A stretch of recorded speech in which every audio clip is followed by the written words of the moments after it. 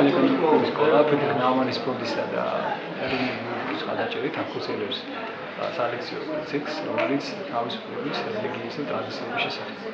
ჩვენი გვაქვს ლექცია ახალი ახმის ეკონომიკის შესახებ, ეს არის საკმაოდ საინტერესო და ამავდროულად უცხო თემა, იქნება თავისუფლება, თუ როგორი შეიძლება იქნეს ამოკითხული ბიბლიაში მოყვანილი ფაქტები თანამედროვე ეკონომისტის ენით და მე ვფიქრობ, რომ ეს იქნება გარკვეულად სიახლე და მგონი ინტერესიც აქედან გამომდინარე არის.